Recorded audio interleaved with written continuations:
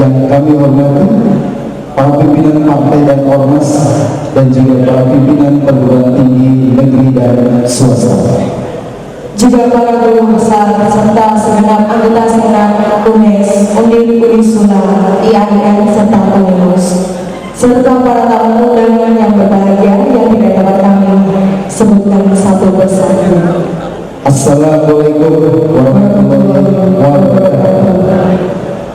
Puji syukur marilah selalu kita panjatkan pada Tuhan Yang Maha Esa, karena atas izinnya kita semua bisa menghadiri acara bedah buku dan juga peringatan hari ulang tahun ke-70 Bapak Profesor Dr. Abdul Somad. Pada pagi hari ini dalam keadaan sehat walafiat, dan tentunya kami berharap juga kita semua bisa mengikuti seluruh rangkaian acara dari awal hingga akhir nanti.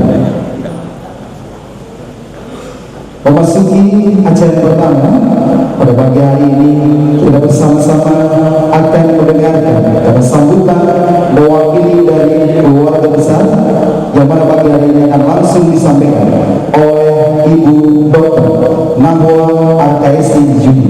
Kepada beliau kami persilakan.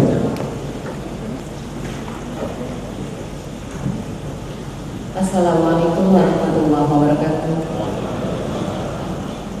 Yang terhormat para bini sepuh dan sesepuh, yang kami hormati para pimpinan partai dan ormas, para pimpinan perguruan tinggi negeri maupun swasta, para guru besar segenap anggota senat UNES, Undip, Unisula, IAIN dan Unimus, serta para tamu undangan yang mohon maaf tidak dapat kami sebutkan satu persatu.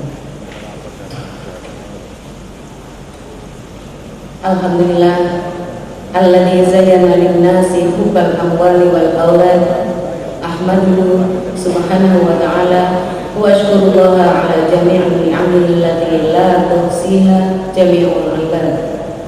Asyhadu an la ilaha illallah wahdahu la syarika lah wa asyhadu anna Muhammadan abduhu wa rasuluhu la nabiyya ba'dah. Allahumma shalli wa sallim wa barik ala Muhammadin wa alihi. Amma ba'du.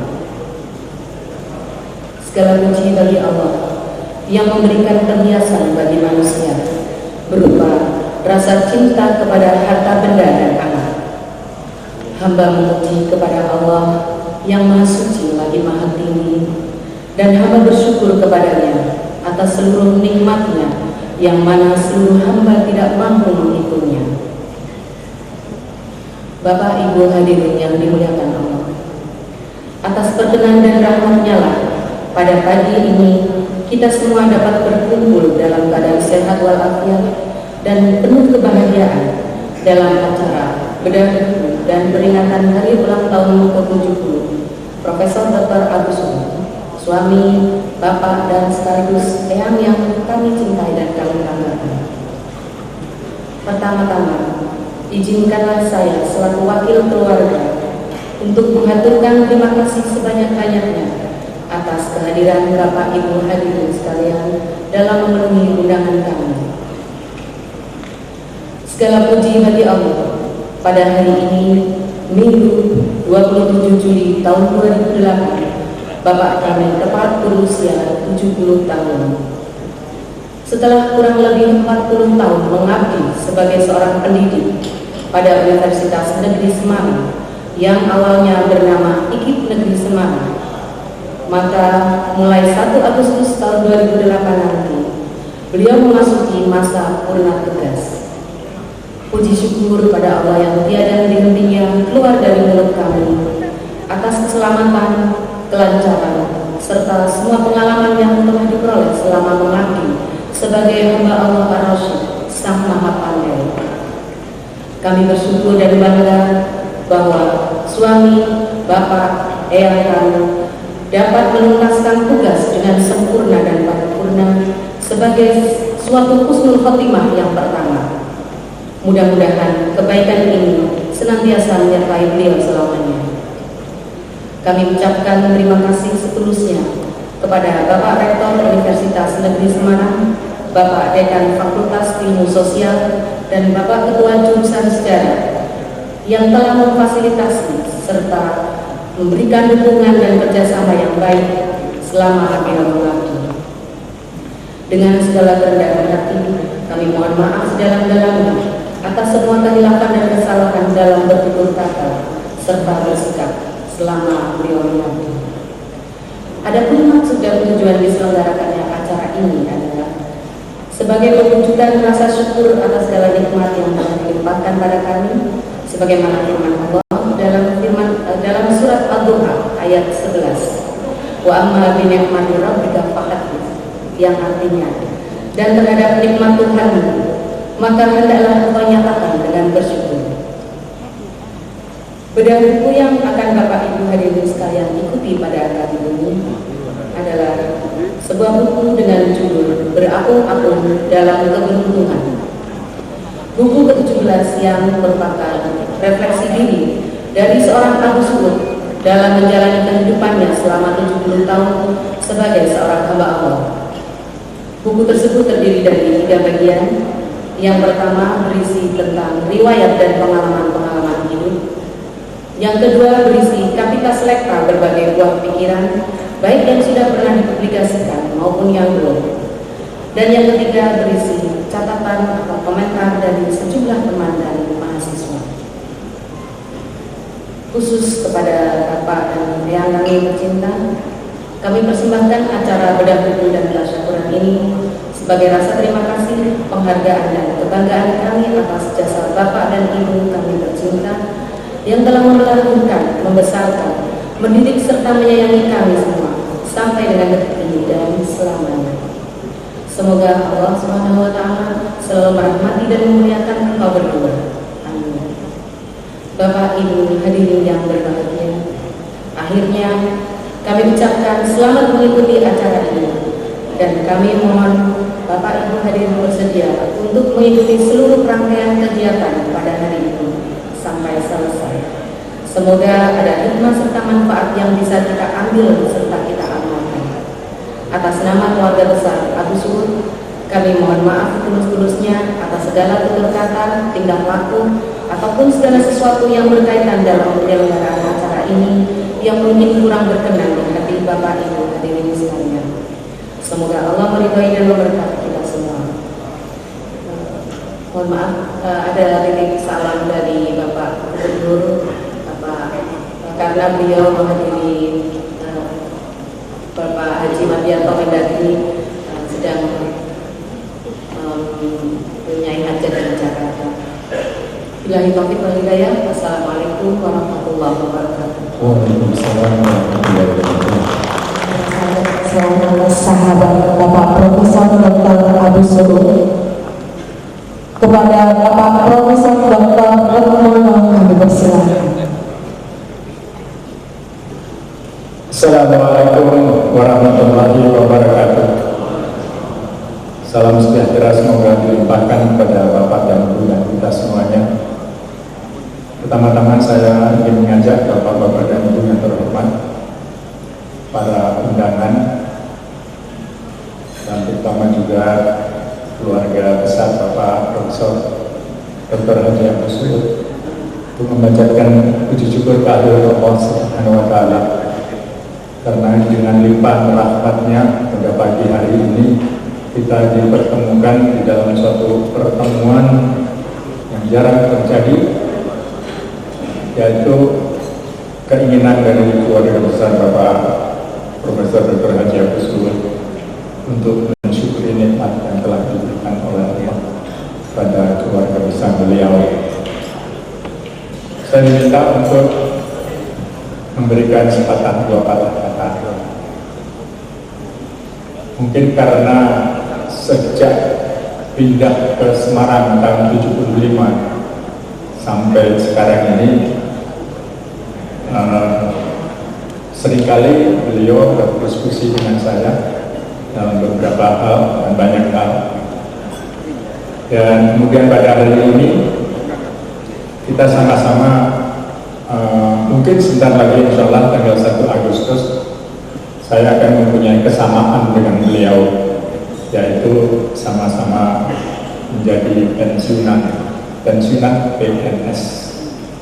Dengan sendirinya nomor induk pegawainya mungkin tidak perlu dibubuhkan pada waktu menandatangani sesuatu, tetapi dengan sendirinya saya yakin bahwa beliau tetap akan berkarya baik di bidangnya sendiri maupun di bidang yang lain. Saya ingat pada waktu tahun 1975 beliau pindah ke Semarang dari Tegal. Itu saya baru 5 tahun pindah dari dari Malang ke Semarang. Kita mungkin sama-sama menyandang predikat yang sama, tetapi predikat itu tidak akan saya katakan di sini. Mungkin senasib, sepenanggungan. Teman-teman dari Tegal pada waktu itu satu kelompok, menurut kata Pak Abu Subir, pada muhajirin dari Tegal, termasuk di situ Pak Abu Subur, lalu yang masih ada di sini Profesor Sardanto, alhamdulillah masih ada di sini. Tetapi juga teman-teman yang lain, misalnya yang ada juga Ibu Max Versono, tetapi Bapak Max Versono telah meninggalkan kita. Demikian juga Pak Andono, Pak Ridwan, beliau dan lain-lain. Oleh sebagian teman di IKIP Semarang waktu itu, kelompok Tegal ini dianggap suatu kelompok yang mungkin agak lain. Pertama mungkin karena bahasanya yang agak lain. Saya selalu bercerita, kalau orang Tegal itu jadi wasit tenis, itu amat menarik dan sungguh tegas. Kalau servis pertama tidak masuk, itu kan biasanya dikatakan foul gitu ya. Servis kedua tidak masuk juga, dikatakan double foul gitu. Jadi kalau lain dengan kita, teman-teman yang dari Tegal mungkin akan ketawa sendiri, teman yang lain nggak tahu. Tapi demikianlah dianggap sebagai suatu kelompok yang kelihatannya kadang-kadang menyendiri, sebab mereka setiap beberapa minggu atau sebulan sekali mengadakan pertemuan. Biasanya pertemuan untuk pengajian. Dan mungkin oleh sebagian teman-teman dari Semarang dianggap menyendiri atau aneh. Yang semacam itu waktu itu di Semarang nggak ada. Kalau akhir-akhir ini ada, alhamdulillah memang sudah kita lihat. Tetapi dalam perjalanan sejarahnya atau riwayatnya, kami sering berdiskusi mengenai berbagai macam hal, dan kebetulan sekali saat ini, alhamdulillah kita berada di dalam satu kelompok, yaitu para penulis Galing Semarang. Masing-masing dapat menceritakan apa saja yang ingin dikemukakan.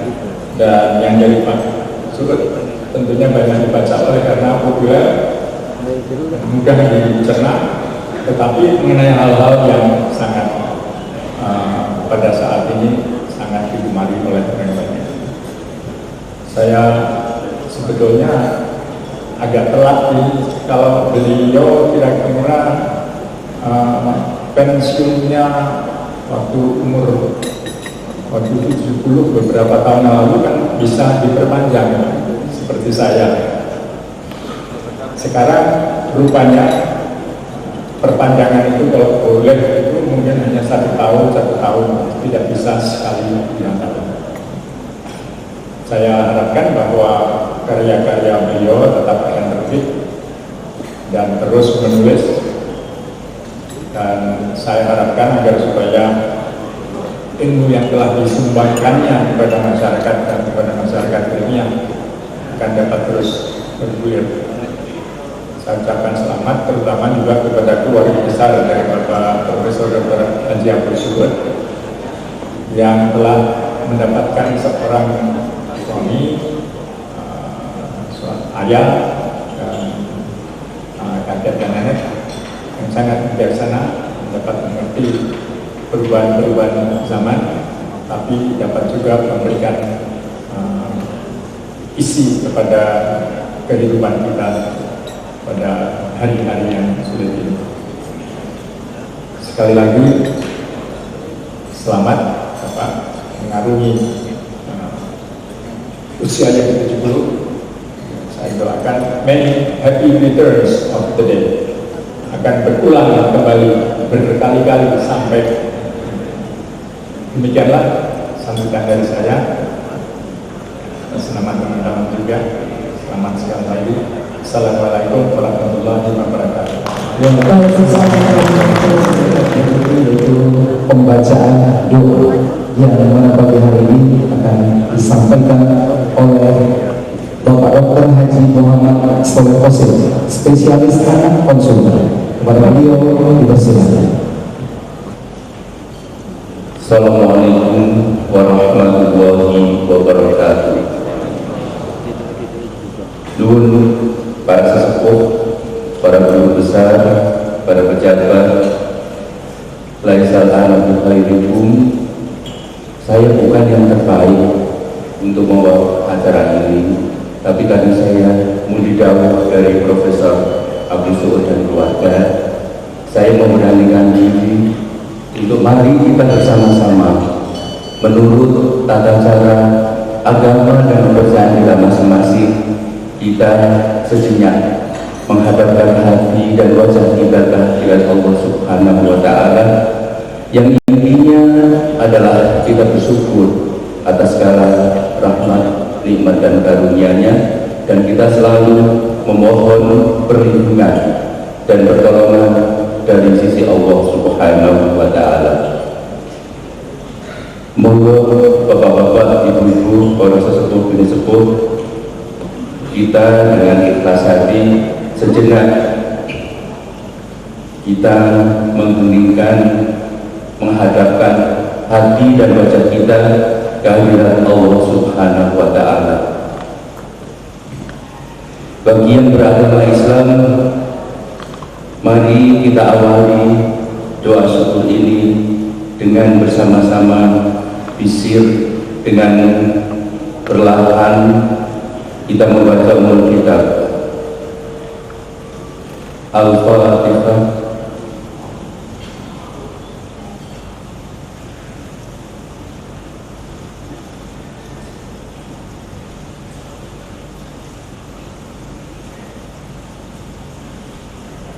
Bismillahirrahmanirrahim. Alhamdulillahi Rabbil Alamin. Hamdan syakirin, hamdan na'imin, hamdan yuwafi ni'amahu wa yukafi mazidah. Ya Rabbana la hamdu kama yanbaghi li jalali wajhikal karim wa 'azimi sultanik. Allahumma salli wa sallim ala asrafil mursalin wa ala alihi wa ashabihi ajmain. Ya Allah, ya Tuhan kami, segala puja dan puji bagimu ya Allah, Tuhan seluruh sekalian alam. Hanya kepadamu lah kami menyembah, dan kepadamu pula kami memohon pertolongan. Semoga salawat dan salam senantiasa atas junjungan dan terlimpah kepada Nabi kami Muhammad sallallahu alaihi wasallam, para keluarga, para sahabat dan pengikutnya. Amin.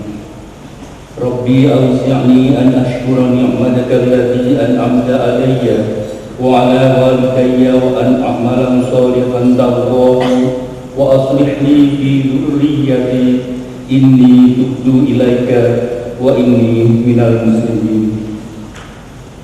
Ya Allah, berikanlah kemampuan kepada kami untuk senantiasa bersyukur atas segala nikmat yang telah Engkau limpahkan kepada kami, dan juga telah melimpahkan kepada kedua orang tua kami, agar kami senantiasa dapat beramal kebajikan yang senantiasa Engkau ridhoi. Ya Allah, perbaiki dan tingkatkanlah kualitas anak cucu keturunan kami. Sesungguhnya kami mohon ampun dan bertaubat kepadamu, dan kami berserah diri. Khususan ila akuya Profesor Dr. Haji Abu Su'ud Allahumma tawil umuruhu wa hasuna amaluhu wa sakhif asaduhu. Ya Rabbana ya Karim, ya Rahman ya Rahim.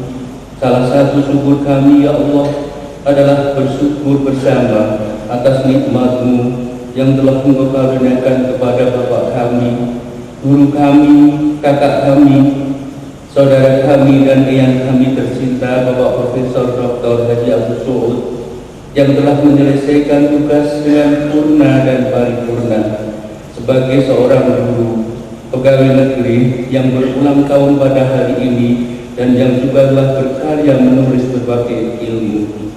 Kali ini ya Allah kami mohon karunia-Mu, kiranya Engkau berkenan memberikan beliau panjang usia sehingga bisa menghirup udara-Mu yang segar. Berikanlah kesehatan dan kesejahteraan sehingga beliau masih tetap bisa bersama kami. Karuniakanlah ya Allah Bapak Profesor Dr. Haji Abdul Suud kesejahteraan, kesehatan jasmani dan rohani, serta umur panjang sehingga dapat berbakti kepadamu, menyayangi seluruh keluarga dan handetolan, serta masih dapat memberi manfaat kepada sesama di dunia ini. Rabbana hab lana min azwajina wa dhurriyyatina qurrata a'yun waj'alna lil muttaqina imama. Rabbana 'alaika tawakkalna wa ilaika anabna wa ilaikal masir. Rabbana atina fid dunya hasanah wa fil akhirati hasanah wa qina 'adzabannar wa adkhilnal jannata ma'al abrar ya aziz ya ghaffar ya rabbal alamin. Subhana rabbika rabbil izzati amma yasifun wa salamun 'alal mursalin walhamdulillahi rabbil alamin. Amin ya rabbal alamin. Wassalamualaikum warahmatullahi wabarakatuh. Waalaikumsalam warahmatullahi wabarakatuh. Jelas yang akan terasa lebih nikmat lagi. Baik Bapak dan Ibu, tiba saatnya pada pagi hari ini kita memasuki acara yang kita tunggu bersama. Acara inti di mana bedah buku akan segera kita saksikan bersama, dan tentunya kami perkenalkan sekaligus kami mohon berkenan untuk langsung menempatkan diri kepada beliau yang pertama sebagai moderator, yaitu Bapak Pri GS, dan ada juga panelis-panelis lainnya. Dan yang pertama ada siapa? Yang pertama adalah Bapak Rahmana Sucinda, selaku sahabat dari Bapak Profesor Dr. Abdul Suud dari Tegal. Dan yang kedua adalah Profesor Dr. Dodi KS selaku Dekan Fakultas Sastra UI. Dan satu lagi ini sosial yang kita juga ya. iya, Yaitu panelis ketiga adalah Saudara Taufikur Rahman, mahasiswa dari UNES. Untuk itu kami persilakan beliau untuk bisa menempatkan diri pada posisi yang telah disediakan. Mari kita beri rasa hormat kepada profesor yang sangat kita hormati, Pak Abdul Suud. Kita beri aplaus bersama-sama.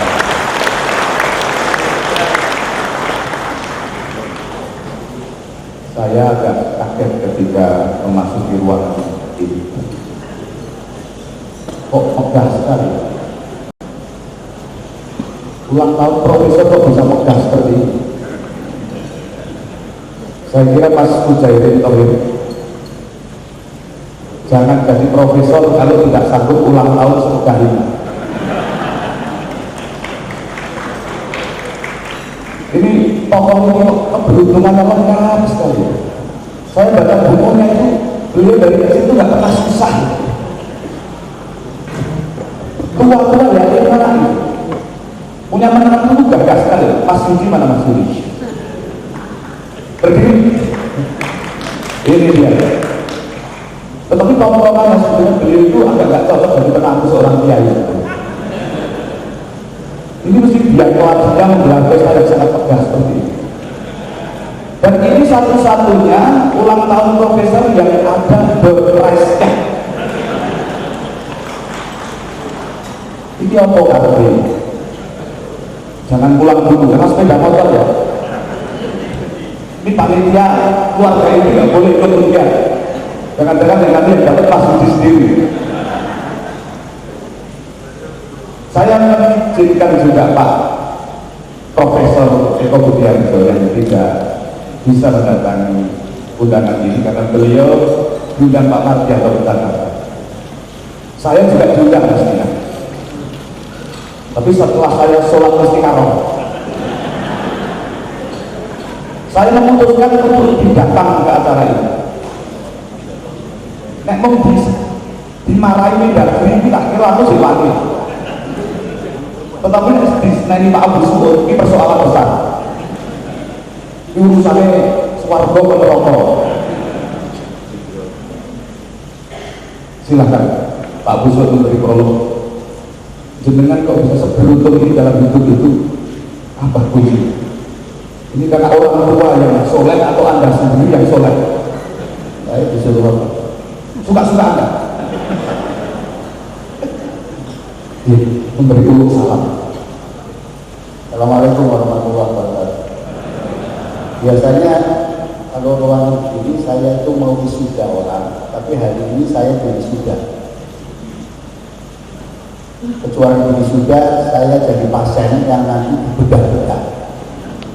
Monggo, hari ini saya memang mengundang para seniman, para budayawan dari presenter ternama Pak GS. GS-nya saya tidak tahu budaya Semarang apa. Silakan bermain ini tontonan kita, tanggapan kita malah dari ini memang Bapak budayawan. Tapi daripada mereka ngerasanya orang lain, lebih baik ngerasani saya. Oleh karena itu saya silakan nanti mengerasani saya. Tapi kalau eleknya saya udah awas gitu ya. Ada satu dua hal yang ingin saya katakan dari itu sekalian. Pertama, buku yang berbeda hari ini bukan buku ilmiah. Yang buku ilmiah nanti tunggu di UNES sendiri. Rektor mengizinkan saya untuk meluncurkan dua buku dan satu buku lagi agama, Ruang, Waktu dan Tuhan oleh pimpinan wilayah Muhammadiyah. Tapi hari ini bukunya buku santai saja. Satu hal yang kenapa saya bergaya ini Bapak, yaitu saya tetap ingat kepada almarhum Bapak saya. Beliau itu buta huruf, cuma untuk tamatan SD Ongkoten, tetapi bacaannya hebat sekali. Paling tidak saya ingat ada 3 buku tebel-tebel. Pertama, Tafsir Al-Quran Mahmud Yunus. Kedua, Tasawuf Modernnya Hamka. Ketiga, mutiara hadisnya Pak As-Siddiqi. Beliau rajin membaca, tetapi yang mengatakan pun aku kan jadi pengarang, tahu artinya. Tapi beliau tidak punya media, juga tidak punya audiens, hingga terpaksa sambil bekerja beliau pengrajin batik, lalu berceramah tentang isi bacaan yang batik-batik itu di depan tukang batik. Saya pikir mudah-mudahan saya bisa menyalurkan gagasan-gagasan beliau, dan alhamdulillah saya diparingi kegemaran menulis. Oleh karena itu salah satunya hari ini Bapak Ibu sekalian menyaksikan teman-teman budayawan bedah-bedah saya. Silakan, inilah yang bisa saya lakukan. Terima kasih. Profesor, sebentar, jangan salaman dulu. Ya, Jangan salaman dulu, saya masih mau saya bertanya. ya. Oh jangan, ya. Gimana? Sedangkan kok bisa seberuntung ini itu resepnya apa? Apa? Ini memang suatu sepuh ya.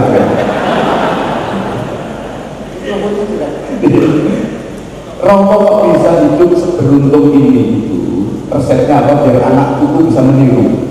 Buku saya memang bernama Berapung-apung dalam Keberuntungan. Itu karena saya menganggap selama 70 tahun ini saya sangat dimanjakan oleh Gusti Allah untuk tidak pernah memimpikan menjadi menduduki posisi tertentu, tahu-tahu diminta untuk duduk di posisi. Saya tidak pernah merancang, ini jeleknya saya tidak pernah merancang. Ya kata orang Jawa, ngeli, walaupun tidak ngeli. Terapung itu kondisi saya, tapi saya menikmati terapungan itu dengan berapung-apung. Itu barangkali salah satu resep. Ada satu cerita dari seorang sahabat Nabi yang konon dijuluki oleh Nabi sebagai calon ahli surga. Resepnya ketahuan bahwa melupakan semua yang telah berlalu. Walaupun saya sulit untuk melupakan benar, tapi saya tulis ingatan-ingatan masa yang lalu. Dengan begitu barangkali saya bisa ada tua. Kita beri tepuk tangan untuk saudara. Ada Mas Tri? Ya. Masih mau dilanjut lagi atau kita awali dulu dengan pemutaran dulu ya? Satu kalimat lagi. Nanti saya kembalikan ke Anda. Oke. Mungkin ada satu resep yang sangat sofistik dari beliau yang saya baca dari buku itu. Beliau itu dari kecil tidak pernah ngomong saru. Beliau mengaku tidak bisa ngomong saru itu. Tetapi beliau seluruh omongan saru itu ditulis dengan jelas di buku itu. Jadi tidak bisa ngomong, tapi bisa tulis omongan saru. Ada di situ, ada juga tajam-tajam sekali. Hanya untuk mengilustrasikan omongan yang saru itu menarik. Oke, kita akan sambut. Terima kasih Mas Ri. Baik, Bapak Ibu semuanya, sebelum kita memasuki acara bedah buku berapung dalam keberuntungan, saja pada pagi hari ini kita saksikan bersama di LCD Projector atau di layar lebar. Kita saksikan untuk melihat dan menyaksikan autobiografi Bapak Profesor Dr. Abu Su. Hadirin, kita saksikan bersama-sama.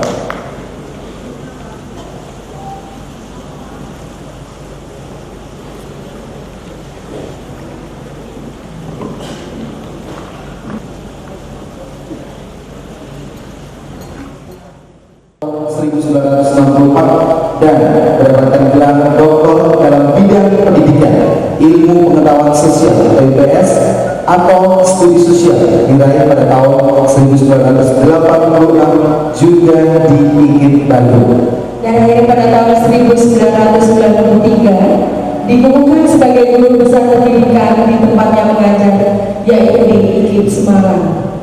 Sekarang punya institusi. Masih, benar ya?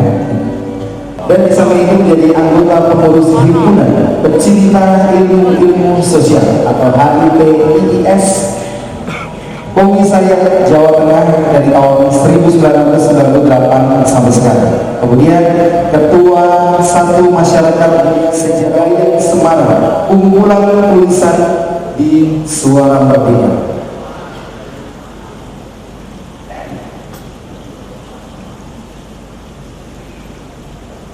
Gaya Semarang, kumpulan tulisan di Suara Merdeka oleh Profesor Dr. Sacipto Raharjo dan lainnya juga masih banyak lagi. Kemudian ada prosedur penulis hadis.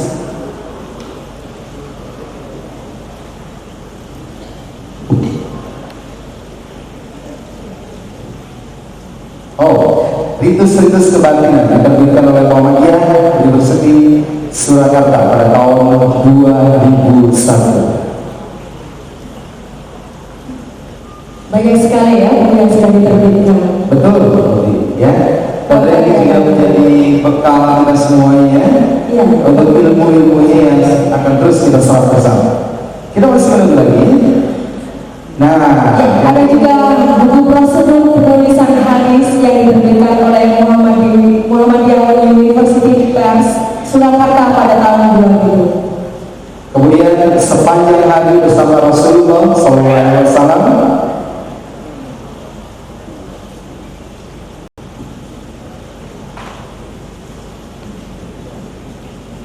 Masih banyak ya Mas, Masih banyak lagi. karya dari Profesor Abu. Baik. Selanjutnya kami persilakan Mas Ries untuk bisa memulai acara bedah buku pada pagi hari. Dan sebelumnya Mari kita beri semangat, tepuk tangan dulu yang paling untuk kita semua. Matur suwun. Pak Pratman, monggo saya daulat yang pertama. Sambil saya peringatkan, mikrofon ini butuh intonasi yang agak lambat agar seluruh yang kita katakan lebih mudah dicerna oleh para hadirin. Monggo Pak Pratman. Kita beri tepuk tangan untuk sesepuh kita dari Jakarta.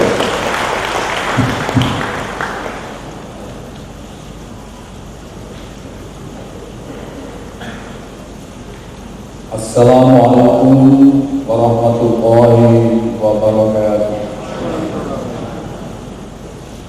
Bismillah, alhamdulillah, assalatu wassalamu ala rasulillah wa ala alihi wa ashabihi wa man.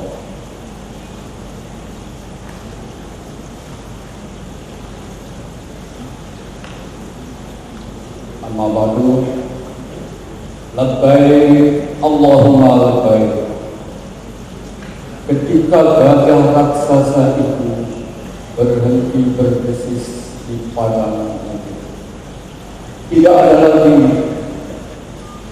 membawa serbuan burung apapun, dan perut gajah raksasa itu, dari perut gajah raksasa itu berhamburan keluar tangan-tangan aku.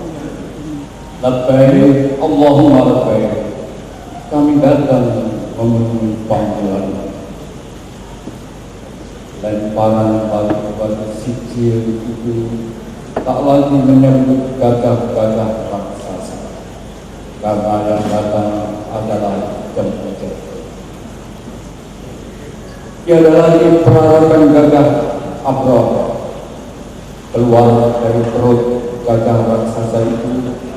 Jamaah kembali memakan tenda-tenda raksasa, bukan dari kulit-kulit domba, bukan dari kulit unta, tapi dari kain kertas.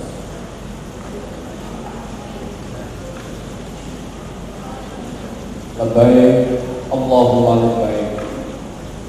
Jamaah serba putih itu kembali dimuntahkan, lalu dimakan bus-bus raksasa menuju Madinatul Munawwarah, menuju Makkah al-Mukarramah, lalu merangkul Ka'bah dan mencium Hajar Aswad.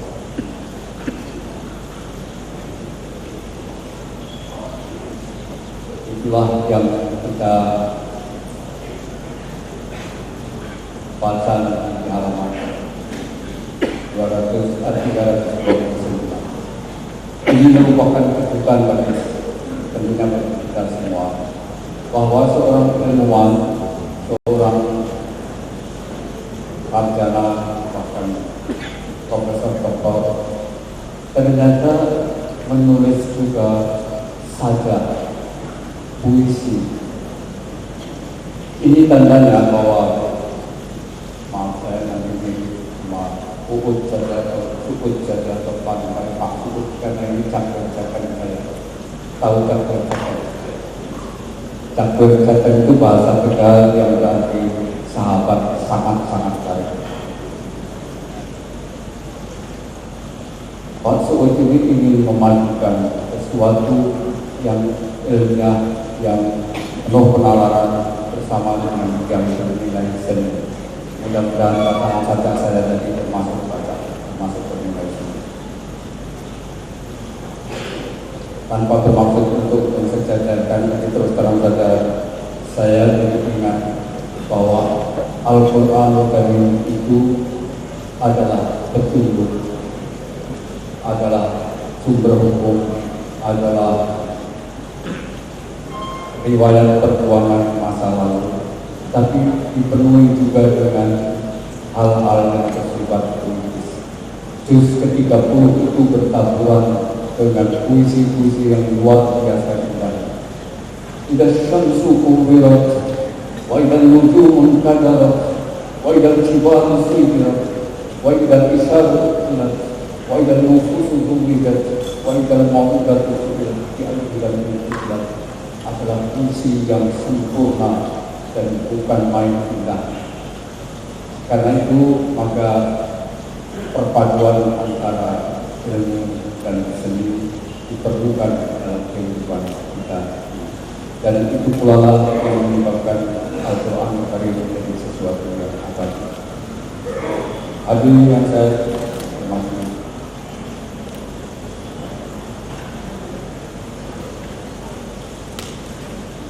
Pak Suud orang kaya dari kalangan santri.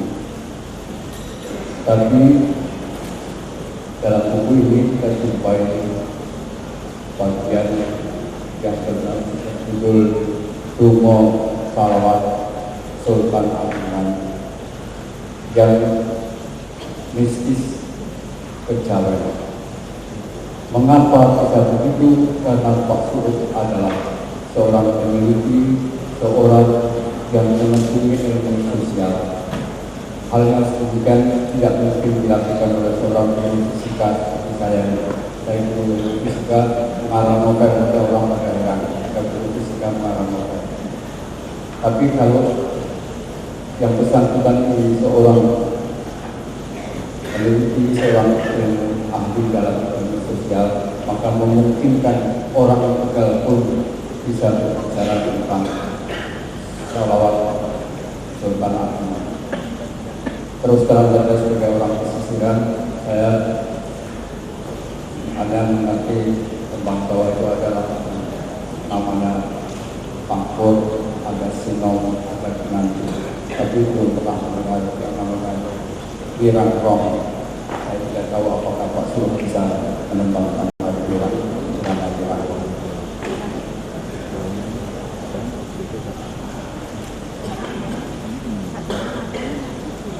Sikap ulet dan sikap yang penuh kesungguh-sungguhan menyebabkan Pak Suud ini bisa berapung-apung di keberuntungan.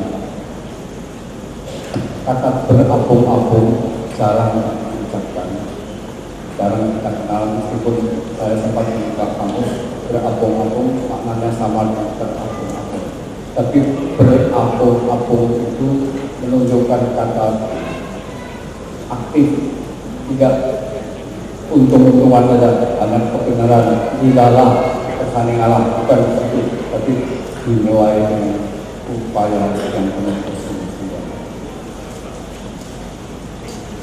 Dan terus terang saja kekaguman saya pada teman saya yang satu ini adalah semangatnya menulis luar biasa, sampai-sampai mengalami gangguan penglihatan pun masih terus menulis.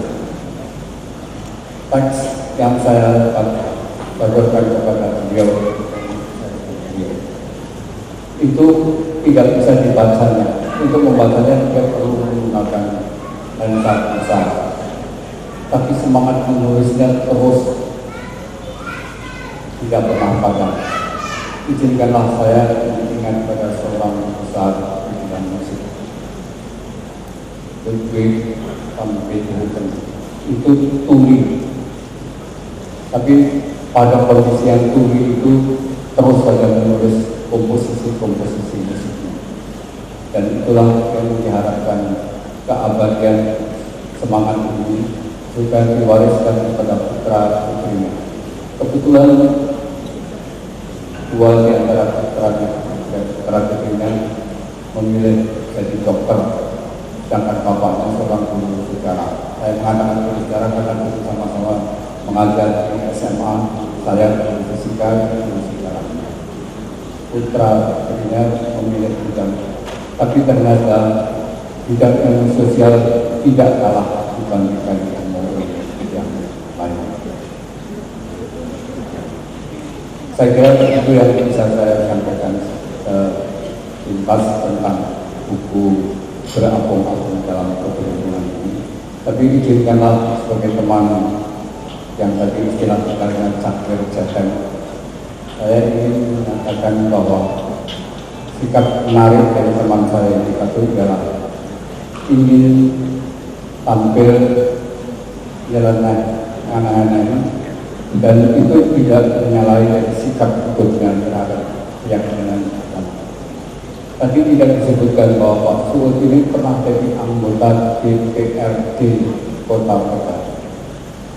Pada waktu pelantikan atau disumpah sebagai anggota DPRD, nah ini terjadi sedikit pertempuran karena Pak Suud tidak mau mengucapkan sumpah dengan sikap Al-Quran ada di atas kepala. Tidak mau. Sebabnya apa? Karena tidak ada tuntunan bahwa orang Islam itu sumpah harus ada di bawah Al-Quran ada di atas. Tidak berarti bahwa tidak mau menjunjung Al-Quran sebagai pedoman hidup, dan itu cukup jadi bahan pembicaraan. Itu sikap nyeleneh yang sekaligus sesuatu yang patut kita hargai dari sisi pandangan itu. Soal yang lain-lainnya ada di buku. Kepada teman-teman dan kawan semua, sajak yang saya bacakan tadi membicarakan masalah peristiwa haji tahun 1997, 11 tahun yang lalu, tapi masih diungkapkan. Dan itu pertanda bahwa apa yang membekas di hati beliau ini tidak bisa habis lenyap itu saja dimakan waktu. Dan ini adalah gambaran bahwa apa-apa yang tertulis itu mempunyai nilai yang abadi. Kita kenal siapa itu Socrates, kita kenal siapa itu Aristoteles, kita kenal siapa itu Sophocles yang hidup ribuan tahun yang lalu berkat menulis dalam bahasa yang sehari-hari disebut mengarang. Yang dimaksudkan mengarang itu tidak mengada-ada, tapi menuliskan sesuatu yang bermanfaat. Dan itulah manfaat dari menulis. Saya termasuk alhamdulillah mempunyai kesenangan juga menulis, meskipun bidang saya tidak sama dengan Al-Suud. Karenanya maka pada kesempatan ini saya mengharapkan contoh-contoh baik yang ada pada Pak Suud itu kita tiru bersama.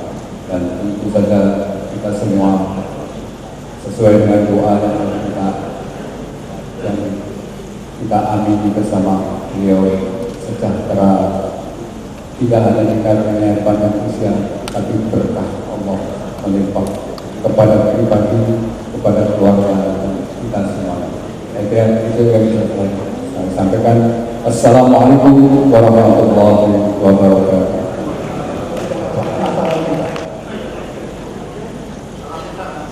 Enggak, sengaja, beliau sengaja memblackout ini. Apa isinya? Nanti saya juga menarik. Nanti kalau saya sudah konfirmasi Profesor, tapi saya ingin Mas Nurdin dulu. Sambil berdiri boleh Mas? Mantap dulu.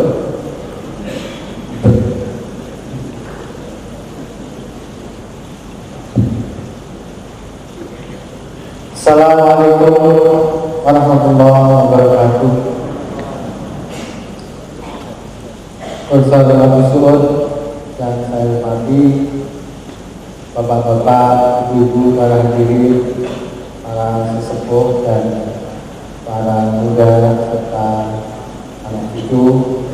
Tentu pada hari ini saya merasa bergembira sekali karena seorang guru kami yang kemudian juga menjadi sahabat kami, kadang-kadang menjadi partner diskusi dan debat yang keras, baik melalui ledek-ledekan maupun melalui ejek-ejekan. Pada hari ini sudah genap 70 tahun. Sangat jarang sesepuh yang berusia 70 tahun diperingati dengan menggelar bedah buku, kemudian di tempat yang eksklusif. Jadi ini seperti orang punya gawe saja. Dan saya kira ini juga merupakan hari yang sangat penting, oleh sebab itu diselenggarakan di sini. Pada hari ini saya diberi tugas untuk disebut membedah buku, tetapi karena diberi kebebasan dan saya memanfaatkan kebebasan ini dengan tidak menganalisis atau mereview secara ketat dengan kritis, melainkan saya akan memilih dengan book reading, jadi membaca buku bersama-sama. Jadi pada bagian-bagian tertentu saya akan membacakan bersama-sama bapak-bapak dan ibu sekalian yang pada hari ini sudah menerima buku tersebut. Berapung-apung dalam lingkungan pada buku satu ini murni ditulis dan diedit sendiri oleh Profesor Agus Suud. Jadi untuk biografi murni. Sedangkan yang bagian kedua isi Kapitas Leka itu saya kira kumpulan dari tulisan-tulisan yang pernah dimuat maupun disampaikan dalam forum ilmiah sehingga disebut Kapitas Leka. Selama beliau berkarir menjadi seorang tidak hanya ilmuwan dalam ilmu sejarah atau pendidikan sejarah, melainkan saya lebih suka menyebutnya sebagai intelektual dan budayawan atau cendekiawan. Jadi seorang cendekiawan itu bukan hanya seorang ilmuwan, melainkan mengemban jangkauan dan wawasan yang lebih luas serta memperdulikan situasi dan keadaan lingkungan, terutama masyarakat dekat dan jauhnya. Sedangkan buku yang ketiga ini yang sebetulnya yang seharusnya menjadi bagian dari buku yang pertama, karena hampir semuanya menyumbang sejarah hidup atau riwayat hidup dari Profesor Agus Suud. Jadi kalau menurut saya buku yang kedua ini dipisah sendiri menjadi satu buku sendiri, sedangkan buku yang 1 dan 3 di dalam buku ini atau bagian 1 dan bagian 3 itu bisa menjadi satu sebagai autobiografi dan komentar terhadap itu. Dan dari sini pula kita bisa belajar sejarah dari masa kecil atau masa kanak-kanak Suud yang bernama Suud. Kemudian beliau melihat ada temannya seorang wanita yang namanya juga Suud, sehingga untuk membedakan ini Suud wanita atau Suud laki-laki, maka di depannya ditambah nama Abu, sehingga menjadi Abu Suud itu. Ini ada dalam buku ini. Saya akan mulai dari masa kecil pada halaman 8. Sedangkan sebelum itu pada halaman 6 dan 7 maksud dari judul berapung-apung sudah dijelaskan di sini. Tadi saya kira sudah tidak perlu saya ulang lagi. Nah, masa kecil Abu Suud ini dilewatkan di tepian Kali Comal di Pemalang sampai saya duduk di kelas 2 dalam buku ini. Keluarga kami tinggal di Comal, sebuah kota kawedanan di Kabupaten Pemalang. Kota kawedanan itu kecil saya yang terletak di tepian Kali Comal, memiliki 3 buah jembatan besi.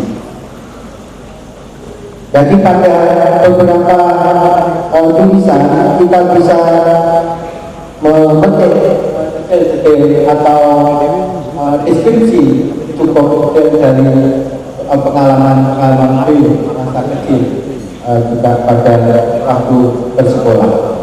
Kedua orang tua kami dengan 3 orang anak saya rasakan amat bahagia. Usaha kedua orang tua kami cukup mapan, dan secara sosial cukup terpandang, dan saya amat menikmati keadaan masa kecil itu. Jadi Abu Su'ud ini bukan berasal dari keluarga miskin melarat, ya, melainkan dari golongan kelas menengah, ya, bahkan pada waktu itu mungkin menengah-menengah gitu, jadi bukan menengah bawah. Mungkin kalau di lingkungannya itu bahkan menengah atas. Nah, keluarga Abu Su'ud pada waktu itu dari golongan saudagar, dari pedagang yang pada waktu itu disebutkan dalam buku ini sedikit dari lingkungannya, yaitu lingkungan perdagangan pada waktu itu di Pemalang adalah para keturunan Cina dan Arab. Bapak dari Abu Su'ud ini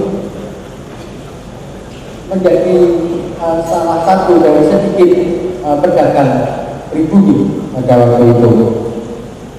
Nah, pada waktu sekolah misalnya, itu juga disampaikan suasana sampai detail bangunan sekolah pada waktu itu. Disampaikan kedua gedung sekolah itu meski dibangun dengan konstruksi kayu, namun amat bersih dan nyaman sebagai tempat belajar. Dinding gedung sekolah dibuat dari anyaman bambu yang rapi dan kokoh. Dinding itu tidak menutup semua bagian sisi bangunan. Antara bagian bawah dinding dan lantai tegel berwarna abu-abu terdapat rongga setinggi 10 meter, 10 cm sebagai ventilasi. Bagian atas dinding terbuka setinggi 1 meter, diganti dengan kawat kandang ayam sebagai lancarnya aliran udara maupun sistem pencahayaan. Konstruksi bangunan semacam itu membuat ruang kelas terasa sejuk dan cukup terang untuk keperluan belajar mengajar sepanjang hari, karena tidak ada fasilitas listrik pada waktu itu. Jadi kita bisa membayangkan betapa bedanya dengan ruang-ruang gedung-gedung sekolah yang dibuat sekarang ini. Seringkali para siswa kepanasan karena begitu rapat gedung itu, tidak ada lubang, kemudian dari tembok yang rapat sekali, berbeda dari gedung yang dibuat pada waktu itu dari anyaman bambu yang kokoh. Kemudian situasi toko-toko dan perdagangan yang saya sebut tadi didominasi oleh keturunan Cina dan Arab sudah disebutkan. Berseberangan dengan pasar berjejer ruko-ruko kain yang semuanya milik orang Cina. Berjejer kemudian bengkel sepeda dan warung makan milik pribumi. Berseberangan dengan komplak dinding atau terminal bukan berdiri gedung pegadaian. Disusul dua buah ruko kelontong milik orang Cina. Kemudian berjejer 3 ruko orang Arab. Entah kerjanya apa saja, saya tidak punya perhatian. Jadi ruko dari keluarga Abu Su'ud pada waktu itu berada di antara ruko-ruko milik orang-orang Cina dan orang-orang Arab. Pada waktu itu juga kita bisa melihat kembali terdapatnya tontonan yang sekarang sudah tidak ada lagi, yaitu pertunjukan sandiwara keliling yang bernama Miss Tony Opera yang merupakan pertunjukan konser profesional yang menarik. Setiap sore sebuah dinding yang dilengkapi poster Miss Tony Opera berdiri kota dan kecamatan tetangga sambil menyebar kertas lebaran berisi pemberitahuan agenda pertunjukan yang akan digelar. Jadi sekarang dengan iklan televisi, orang iklan yang berkeliling kota itu sudah tidak ada lagi. satu hal yang menarik kita tidak ingin lagi. Nah, pada waktu itu seperti saya tadi sebutkan, tokoh orang tua Abu Su'ud itu termasuk istimewa karena satu-satunya orang hukum yang mendiami jajaran tokoh-tokoh tadi yang semuanya orang Cina Arab atau India. Kemudian sebagai anak-anak pada masa anak-anak, Abu Su'ud ini juga seperti anak-anak yang lain itu juga mengalami atau melakukan kenakalan remaja meskipun kecil ya, tidak awal. Begini, bersama teman-teman yang lain saya mulai mencoba-coba menghisap rokok karena rumah sepi. Nah, ini para orang tua yang waspada juga ya, kalau bepergian di rumah sepi, putra-putranya bisa saja melakukan hal seperti yang dilakukan oleh Abu Su'ud ini. Usia saya waktu itu seusia kelas 2 SR, sekolah rakyat pada waktu itu ya, atau SD sekarang. Seperti teman yang lain, saya pun mulai batuk-batuk. Lebih dari itu saya mulai mual dan hampir terjatuh karena merasakan mabuk rokok. Sambil terjun-jun saya pulang.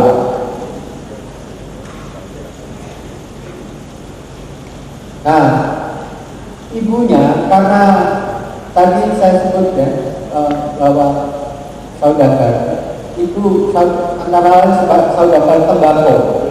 Jadi ibu dari Abu Su'ud adalah seorang yang punya penciuman yang sangat tajam untuk menilai tembakau itu bermutu atau tidak, bunyi atau tidak. Oleh sebab itu, ketika Abu Su'ud merokok, itu langsung saja ketika pulang ke lingkungan itu ditanya ibunya. Langsung ibunya tahu, merokok ya. Tapi emak tidak menunjukkan kemarahan. Cuma kasih sayang saja yang saya rasakan. Itu pengalaman pertama. Dan ternyata kesempatan terakhir saya merokok. Habis itu tidak pernah lagi saya mencoba-coba merokok. Di selain sebagai saudagar tembakau, keluarga Abu Su'ud, Bapak Abu Su'ud itu juga menjadi agen onderdil mesin jahit Cina. Kemudian juga menjadi agen sepeda merek Fahrat itu Jerman. Iya, pas lebih waktu ada 3 menit lagi. Sehingga disebut Tuan Fahrat agen sehat.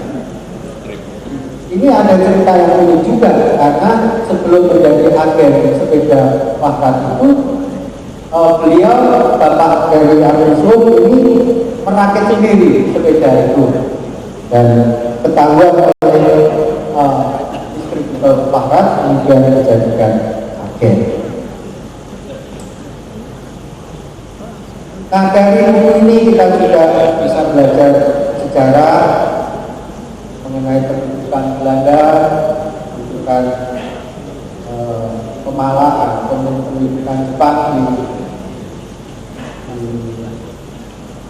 Jawa, di Tegal dan Pemalang. Tetapi ada yang sangat penting yang saya harus sebutkan di sini, bahwa latar belakang keluarga dan lingkungan itu saya kira sangat membentuk kepribadian Abu Su'ud. Yang disebutkan di sini pada halaman 29 misalnya, kaki sebelah tubuh kokoh dalam lingkungan keluarga bapak saya dan sebelah kaki yang lain tumbuh kokoh dalam lingkungan keluarga emak saya. Jadi kampung-kampung tempat berasal bapak dan emak Abu Su'ud itu agak berbeda. Yang satu itu kampung yang sangat religius dengan video-video dan tradisi-tradisi yang religius, sedangkan satu kampung lagi yang lain itu dengan campuran antara tradisi religius dan abangan. Inilah yang segera turun membentuk tradisi berpikir dan karakter Agus Saud pada masa-masa hidupnya yang kemudian.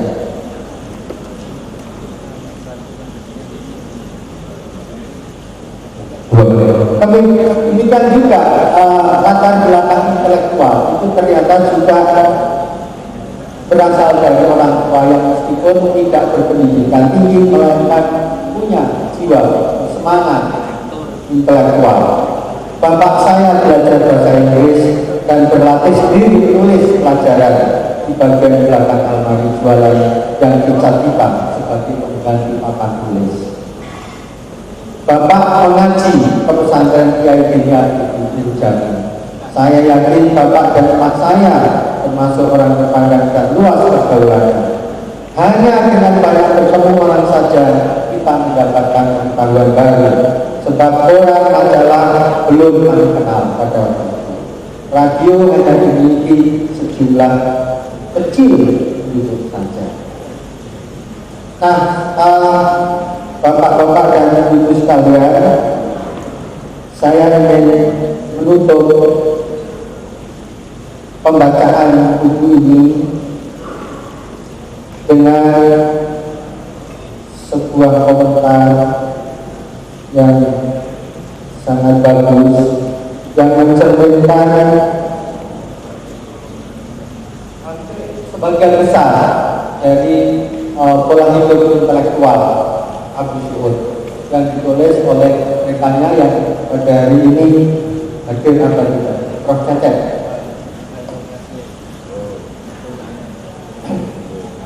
Saya lihat dari Agus Saud adalah minatnya yang luas dalam berbagai bidang, dengan wawasan pengetahuan yang luas serta sifat keterbukaan yang tinggi dalam menerima dan memahami berbagai bidang pengetahuan, menjadikannya akrab dengan berbagai kalangan intelektual.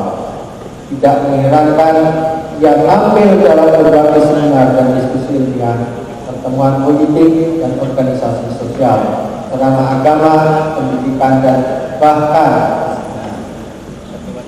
saya kira demikian yang bisa saya sampaikan karena waktunya memang harus dibatasi. Kalau tanpa batas nanti sampai tengah malam. Terima kasih bapak-bapak dan ibu sekalian. Billahi taufiq wal hidayah. Wassalamualaikum warahmatullahi wabarakatuh. Panjang umur Agus Saud. Ya, Mas Nurdin, terima kasih. Bukan karena waktunya tidak ada, tetapi karena ada dua tokoh sepuh di depan. Beliau kalau mendengarkan terlalu lama, Anda penganiaya orang tua. Tapi menurut saya ada Mas Nurdin lupa mengutip, tetapi ini bagus sekali. Ya, kenapa seorang Agus Saud ini menjadi tokoh terkemuka di Muhammadiyah? Ini sekali waktu Ustadz kepala dari madrasah tempat saya belajar agama di siang hari menegur mengapa kalau saya sholat tidak mengenakan sarung. Pakai apa dulu kamu? Malah tidak pakai sarung sama sekali. Saya lalu menjawab, apakah kanjeng Nabi Muhammad dulu kalau sholat juga mengenakan sarung, Ustaz? Ini kurang ajar, terlihat kita kecil. Ustaznya ini yang menjawab secara menarik. Kamu ini kecil-kecil sudah Muhammadiyah. Ini ngarang atau beneran? Betul. Kalau sebelum mahasiswa muda ini bicara sekitar 10 menit, saya ingin konfirmasi tentang halaman yang black out tadi itu.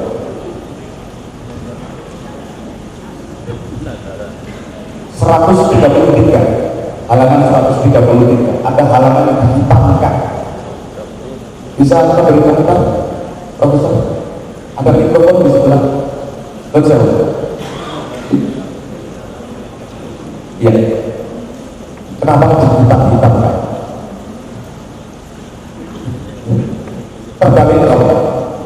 saya katakan tadi, termasuk resep saya awal tua, bukan awal muda, saya sudah tua. Oke. Itu ingin melupakan masa lalu, apalagi masa-masa yang tidak nyaman bagi kami gitu ya. Saya black out saja, saya tidak tulis.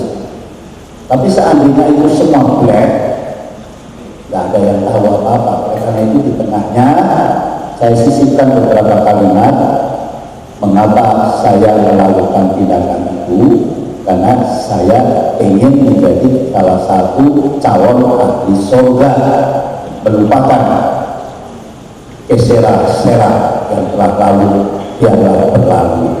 Itu saja Mas. Tepuk tangan. Tetapi naskah aslinya masih tidak ya? Apa? Naskah aslinya masih disimpan. Oh ada. Saya boleh pinjam. Tidak boleh. Terima kasih. Mas Bapak, ada sebelum ini adalah anak muda yang dipilih oleh Profesor Steve untuk berkomentar tentang beliau. Kita dengar apakah betul-betul mewakili kecerdasannya atau tidak.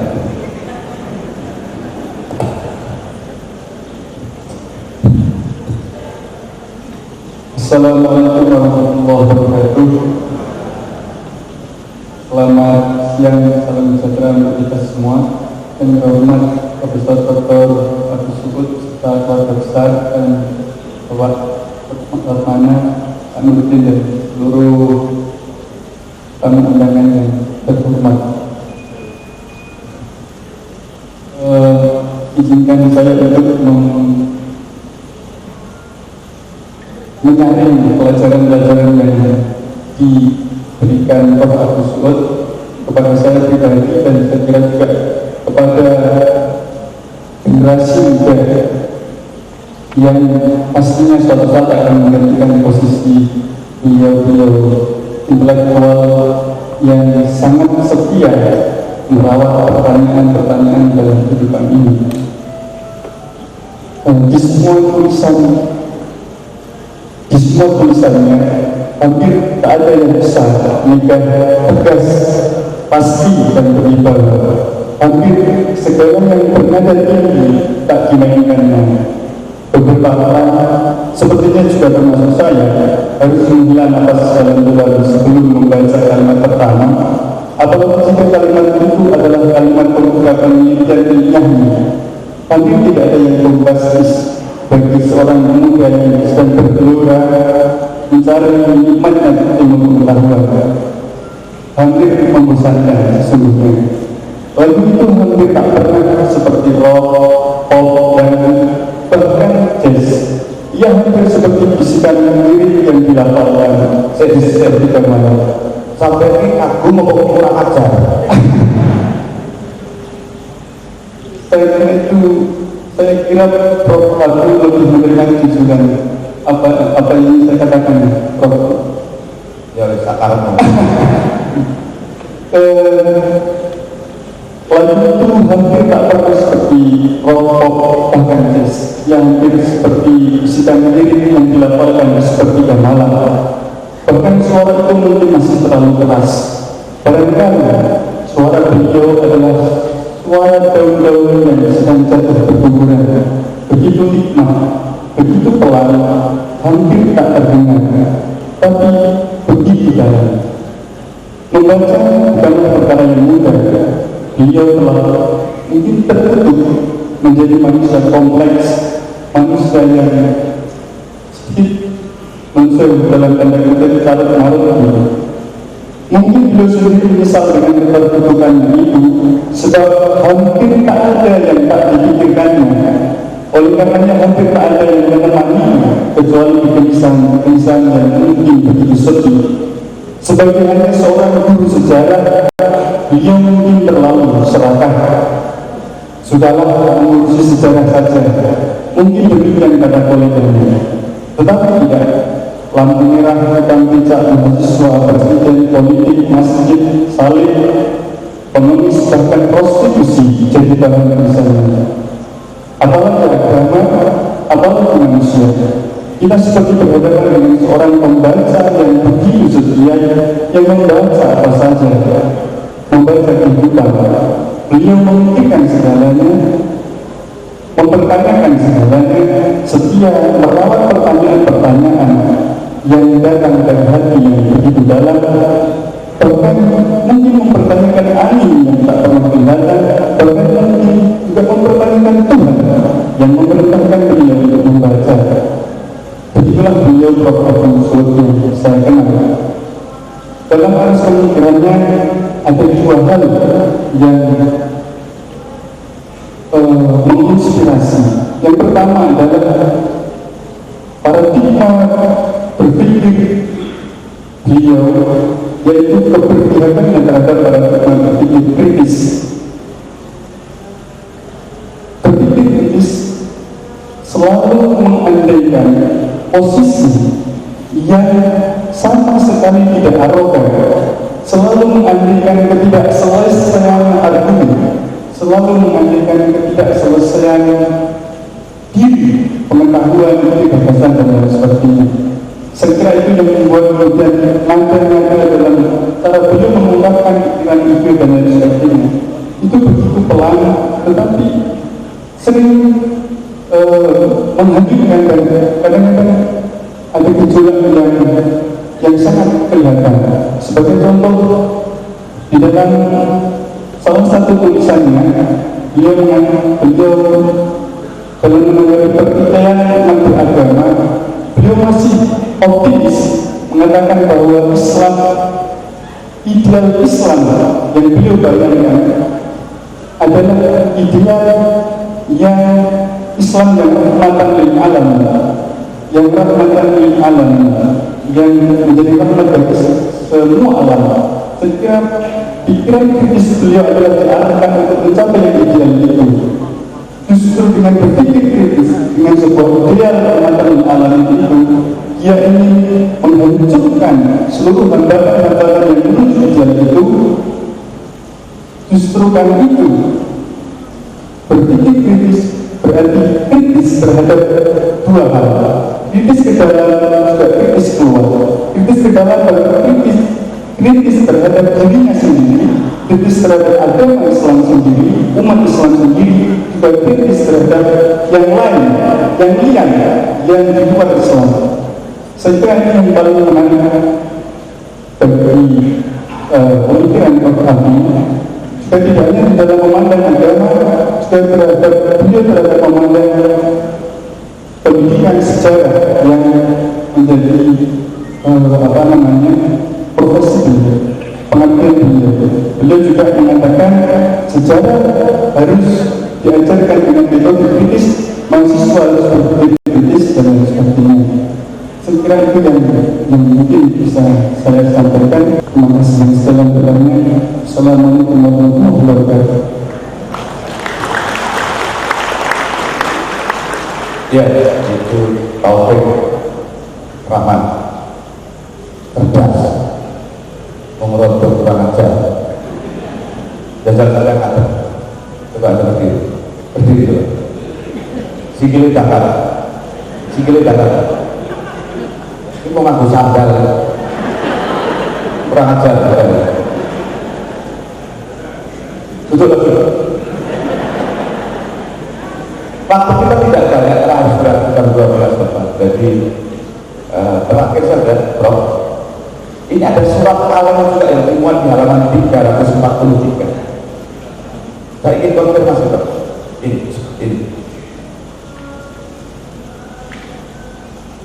Banyak orang alergi kalau menempatkan pada catatan pinggir pada setiap berulang tahun yang agak tidak ngalem. Hampir kebanyakan isinya catatan pinggir itu pengalem, alergi untuk menempatkan sesuatu yang mengkritik. Saya mencoba untuk bersifat terbuka. Saya tidak tahu persis teman, itu jelas teman saya pernah berkirim kepada saya dan saya simpan lama sekali. Sampai sekarang saya tidak tahu nama orang itu. Beliau mengatakan, ya saya Dr. Batu, bahasa aja di situ. Lalu antara lain dia mengatakan, kamu ini hanya sebagai pemula, tidak sebagai matahari yang mempunyai sinar sendiri. Tapi di sini saya termasuk teruji juga bahwa saya mampu merefleksikan sinar matahari itu fungsi rembulan. Jadi intelektualitas termasuk berfungsi menyampaikan, memberikan pencerahan. Saya simak itu sebagai satu hal yang penting bagi saya. Naskah aslinya masih Ada. boleh baca. Ini seniman banget. Insya Allah. Kita beri sesuatu kita ya. Waktu kita tidak banyak, barangkali satu saja saya juga testimoni dari tokoh yang ada di floor sebagai closing itu. Apakah Profesor akan memilih salah satu di antara beliau yang hadir untuk memberi testimoni sedikit? Ada banyak tokoh terhormat di bawah. Ada Pak Sutresno Soeharto,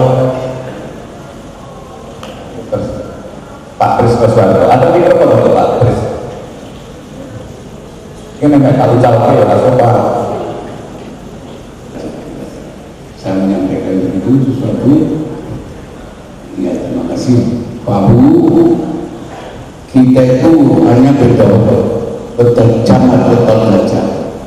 Saya tanggal 27 bulan 7 hari ini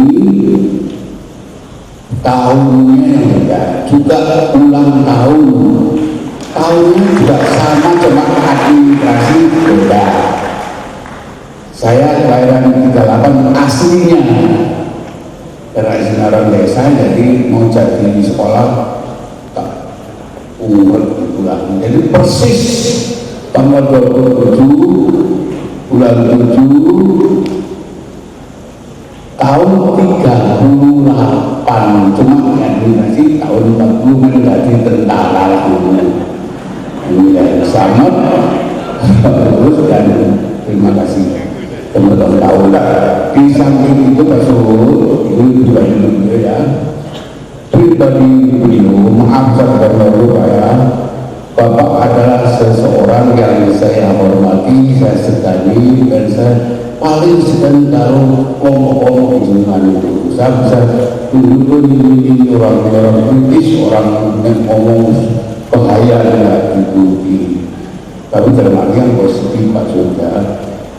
Ciri khasnya kalau marah, nak tinggalin terkosan jalan enggak bener. Lupa kalau saya atau marah kalau Pak Wali, jadi bukan saya yang marah. Itu saya selalu betul-betul selamat Pak. Ya, semoga Tuhan yang menyertai kita sekalian dari semua yang kita pikirkan. Selesai Pak Suhut, selamat berulang tahun, semoga Tuhan bersama kita. Selesai. Wassalamualaikum warahmatullahi wabarakatuh. Selamat ulang tahun juga. Menteri langsung. Peluang semacam ini sangat langka. Saya kira agama itu dibuat, kita di dalam bisa bicara terus. Ini tua-tua masih Muhammadiyah. Pertama, saya masih ingat sebelum lengser Bapak Wali Kota sebagai Wali Kota, saya diajak bersama orang Tegal juga, Pak Fadul, keliling-keliling dengan Pak Trisno Soeharto, keliling menunjukkan proyek-proyek yang belum rampung, termasuk PDAM yang sebelah sana, dan dibawa ke Alaska. Alaska itu mana? Nah, itu yang teringat sekali. Yang kedua, mengapa saya betah menjadi penulis lahir di Semarang, itu pertama kali karena bertemu dengan Pak Trisno Soeharto, merembuk bagaimana memberi kritik tanpa menjelek.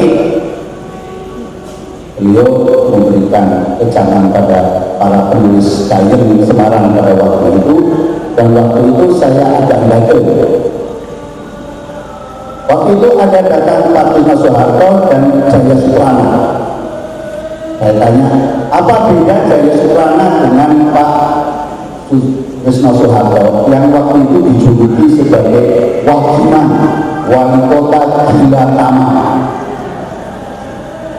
Lalu saya katakan, perbedaan antara Pak Wakiman dengan Pak Jaya Suprana adalah Pak Wakiman itu suka melebarkan jalan, sedang Jaya Suprana dengan jamunya sayur rapat itu suka mempersempit jalan. Kenangannya, saya kemarin datang ke layangan sendiri, tidak ketemu bidadari, tetapi ketemu ajudannya Bapak Bapak menyampaikan sudah. Terima kasih Bapak sudah hadir. Terima kasih. Semoga bermanfaat. Selamat ulang tahun Profesor. Assalamualaikum warahmatullahi wabarakatuh. Kita beri tepuk tangan. Waalaikumsalam warahmatullahi wabarakatuh. Iya, Demikian oleh semuanya, baru saja kita dengar bersama bedah buku Berapung-apung dalam Keberuntungan, karya dari Bapak Profesor Dr. Abu Su. Dan tentunya sebelum meninggalkan tempat dulu, saya persilakan dari Sutra untuk bisa memberikan cindramata kepada para panelis dan moderator. Dan tentunya pada kesempatan siang hari ini berkenan Bapak Abu Sudut untuk menyerahkan cindramata kepada ketiga panelis dan moderator. Dan ini kami juga mengingatkan kepada guru saatnya menunaikan ibadah sholat zuhur.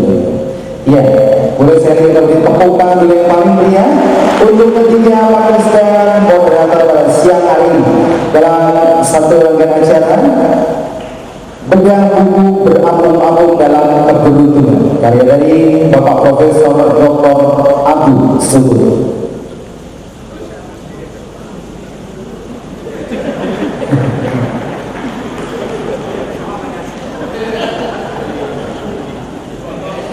Ini kalau bisa dibilang guru, sahabat, dan juga partner, seperti yang bilang Bapak Pegi Estafia. Ke tempat duduk lagi, dan sekali lagi beri tepuk tangan dulu yang paling meriah untuk panelis dan moderator serta Bapak Usul. Hah? Oh ya, gitu boy. Oh ya. Baik, siang hari ini kita sebelum memasuki acara